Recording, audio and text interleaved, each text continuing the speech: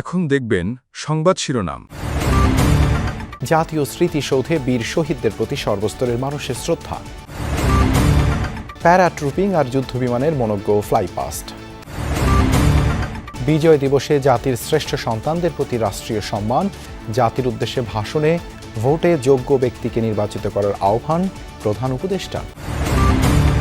বিজয়ের দিনে রাজধানীতে ছাত্রদলের পতাকা মিছিল, যুব ম্যারাথন আয়োজন জামায়াতের, এনসিপির আগ্রাসন বিরোধী যাত্রা। 16 ডিসেম্বর উপলক্ষে বিভিন্ন রাজনৈতিক দলের কর্মসূচি, মুক্তিযুদ্ধের চেতনাকে ধ্বংস করেছে আওয়ামী লীগ, অভিযোগ নেতাদের। সিঙ্গাপুরে চিকিৎসাধীন ওসমান হাদির অবস্থা অপরিবর্তিত, হত্যা চেষ্টায় মূল অভিযুক্ত ফয়সালের সহযোগী কবির 7 দিনের রিমান্ডে। আসসালামু আলাইকুম। এতক্ষণ দেখছিলেন সংবাদ শিরোনাম, এখন দেখবেন বিস্তারিত। মহান বিজয় দিবসে সাভারের জাতীয় স্মৃতিসৌধে শ্রদ্ধা জানানোর পাশাপাশি প্রত্যাশার কথাও জানিয়েছে সাধারণ মানুষ। শহীদদের আত্মত্যাগের কথা স্মরণ করে অনেকেই বলেছেন, গণতন্ত্রের পথে এগিয়ে যাওয়াই এখন প্রধান চ্যালেঞ্জ।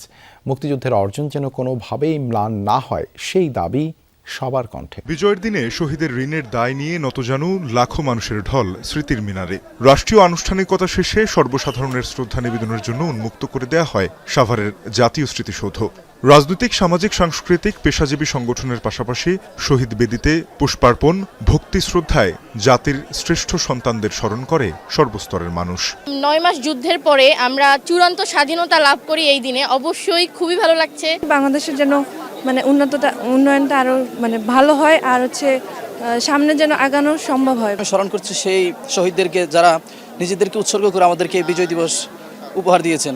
বিজয়ের ব্যাপারটা উপলব্ধি করছি, সত্যি ভালো লাগছে। নতুন প্রজন্মের কাছে মুক্তিযোদ্ধাদের বীরত্বগাথা তুলে ধরতেই দিনটির বিশেষত্ব বলছেন অভিভাবকরা। 71 প্রশ্নে আপোষহীন তরুণরাও জানালেন সকল তর্ক বিতর্কের ঊর্ধ্বে 9 মাসের রক্তক্ষয়ী সংগ্রাম। স্বাধীনতার কথাবার্তা নিয়ে অনেক দ্বিমুখী কথাবার্তা হচ্ছে, অনেক কন্ট্রোভার্সিয়াল কথাবার্তা হচ্ছে, কিন্তু সেটাকে আমরা এড়িয়ে গিয়ে যে স্বাধীনতার যে স্পৃহা, যে স্পিরিট, সেটা আমাদের তরুণ প্রজন্মের মধ্যে ধরে রাখাই এখন সবচেয়ে বড় ব্যাপার বলে আমি মনে করি। বাংলার আকাশে উড়ল লাল সবুজের পতাকা। 55তম বিজয় দিবসকে স্মরণীয় করে রাখতে পতাকা নিয়ে প্যারা জাম্পিং করলেন টিম বাংলাদেশের 54 সদস্য। লক্ষ্য বিশ্ব রেকর্ডের তালিকায় স্থান করে নেয়া। তেজগাঁও পুরাতন বিমানবন্দরে আয়োজিত ফ্লাই পাস্ট এবং বিশেষ অ্যারোবেটিক শো ছিল নজরকাড়া। জাতিসংঘ মিশনের শহীদ 6 শান্তিরক্ষী এবং দুর্বৃত্তের হামলায় শিকার ওসমান হাদিকেও স্মরণ করা হয়। 55 বছরে 56,000 বর্গমাইলের বাংলাদেশ লাল সবুজ পতাকাকে সুউচ্চে উড়াতে আর বিজয় দিবসকে রাঙাতেই ছিল দুঃসাহসিক প্যারা জাম্পিং। অংশ নেন সশস্ত্র বাহিনীর 53 প্যারাট্রুপার এবং বিডার চেয়ারম্যান আশিক চৌধুরী। প্রত্যেকের সাথেই ছিল জাতীয় পতাকা। লক্ষ্য সর্বোচ্চ সংখ্যক পতাকাসহ প্যারাজাম্পিং হিসেবে গিনিস বুক অব ওয়ার্ল্ড রেকর্ডসে জায়গা করে নেয়া। দুর্বৃত্তদের হামলার শিকার ইনকিলাব মঞ্চের মুখপাত্র ওসমান হাদির ছবি সম্বলিত হেলমেট পরে ডাইভ দেন বিডার চেয়ারম্যান ও টিম বাংলাদেশের সদস্য আশিক চৌধুরী। এছাড়া সুদানের জাতিসংঘ মিশনে শহীদ 6 বাংলাদেশি শান্তিরক্ষীর প্রতি শ্রদ্ধা জানিয়ে 6 জন নিজ নামফলক বদলে তাঁদের নেমপ্লেট ধারণ করেন। বিজয় দিবসের সকালে সাভার জাতীয় স্মৃতিসৌধে ফুল দিয়ে শহীদদের প্রতি শ্রদ্ধা জানান রাষ্ট্রপতি মোহাম্মদ শাহাবুদ্দিন ও প্রধান উপদেষ্টা ডক্টর মোহাম্মদ ইউনূস। নীরবে কিছুক্ষণ দাঁড়িয়ে বীর শহীদদের প্রতি শ্রদ্ধা জানান তারা। এ সময় উপস্থিত ছিলেন উপদেষ্টা পরিষদের সদস্যরা। 16 ডিসেম্বর জাতির ইতিহাসের গৌরব উজ্জ্বল একদিন। দীর্ঘ 9 মাসের রক্তক্ষয়ী মুক্তিযুদ্ধের মাধ্যমে অর্জিত হয় কাঙ্ক্ষিত বিজয়। 30 লাখ শহীদ, 2 লাখ মা বোনের সম্ভ্রমের বিনিময়ে জন্ম স্বাধীন বাংলাদেশের। সূর্যোদয়ের সাথে সাথে 31 বার তোপধ্বনির মধ্য দিয়ে স্বাধীনতা যুদ্ধের বীর শহীদদের প্রতি গান স্যালুট প্রদর্শন করা হয়। শুরু হয় বিজয় দিবসের রাষ্ট্রীয় আনুষ্ঠানিকতা। এরপর সকাল 6:33 সাভার জাতীয় স্মৃতিসৌধে রাষ্ট্রপতি মোহাম্মদ শাহাবুদ্দিন পুষ্পস্তবক অর্পণ করে শহীদদের প্রতি শ্রদ্ধা জানান।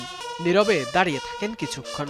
6:55 স্মৃতিসৌধে মুক্তিযুদ্ধের শহীদদের প্রতি শ্রদ্ধা নিবেদন করেন প্রধান উপদেষ্টা ডক্টর মোহাম্মদ ইউনূস। পর্যায়ক্রমে শ্রদ্ধা নিবেদন করেন প্রধান বিচারপতি, উপদেষ্টা পরিষদের সদস্যরা, বীরশ্রেষ্ঠদের পরিবার, যুদ্ধাহত মুক্তিযোদ্ধা এবং বীর মুক্তিযোদ্ধারা।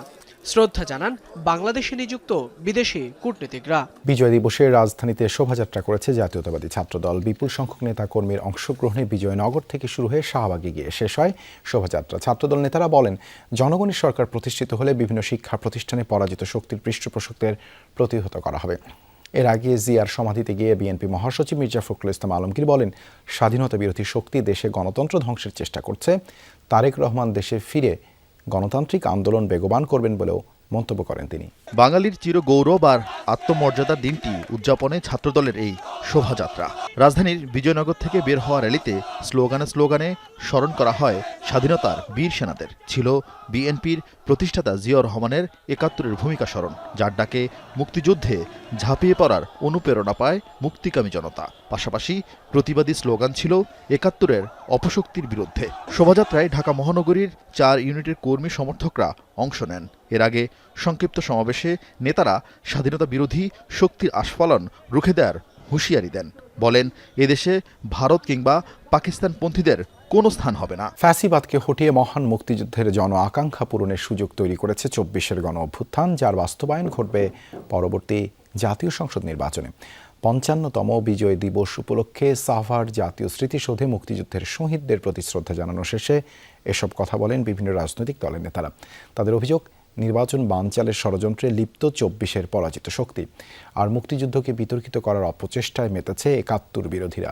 লাল সবুজের বাংলাদেশ, যা শুধু মানচিত্রের দাগে সীমাবদ্ধ নয়, বরং স্বাধীনচেতা একটি জাতির ত্যাগ, মর্যাদা আর আত্মপরিচয়ের ইতিহাস। ৯ মাসের রক্তক্ষয়ী সংগ্রাম আর লাখো শহীদের রক্তের বিনিময়ে ৭১-এর ডিসেম্বরের এই দিনে অর্জিত হয় চূড়ান্ত বিজয়। ৫৫তম দিবস উদযাপনের প্রারম্ভে শহীদদের প্রতি শ্রদ্ধা জানাতে সাভারের জাতীয় স্মৃতিসৌধে একত্রিত হয় বিভিন্ন রাজনৈতিক, সামাজিক ও পেশাজীবী সংগঠন। স্বাধীনতাকে রক্ষা করতে যে সার্বিক চেতনার দরকার, সবাইকে নিয়ে চলা দরকার, সেটা আমাদের অনেক ত্রুটি আছে। গণতান্ত্রিক অসাম্প্রদায়িক সাম্যের বাংলাদেশ চাই। মুক্তিযুদ্ধকে হেয় করা, ছোট করা, একটা পরিকল্পিত তৎপরতা আমরা কিন্তু লক্ষ্য করেছি।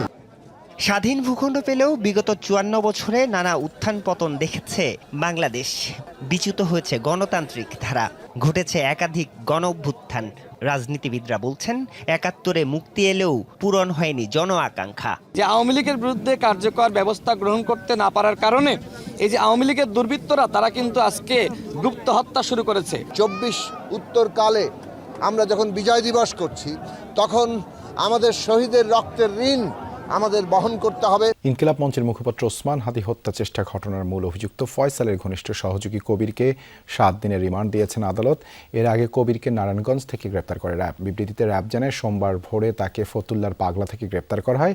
র্যাবের তথ্যমতে গ্রেপ্তার হওয়া কবির হত্যা চেষ্টার মূল অভিযুক্ত ফয়সাল করিমের অন্যতম সহযোগী। বিভিন্ন গণমাধ্যমে প্রচারিত সিসিটিভি ফুটেজে গত ৪ ডিসেম্বর তাকে একাধিকবার ইনকিলাব কালচারাল সেন্টারে প্রবেশ করতে দেখা যায়। তাকে ডিবি পুলিশের কাছে হস্তান্তর করা হয়েছে। এদিকে কুমিল্লা থেকে শীর্ষ সন্ত্রাসী সুব্রত বাহিনীর মেয়ে সিনথিয়াকে কুমিল্লার কেন্দ্রীয় কারাগারের সামনে থেকে আটক করেছে র্যাব। পরে তাকে ঢাকার গোয়েন্দা পুলিশের কাছে হস্তান্তর করা হয়।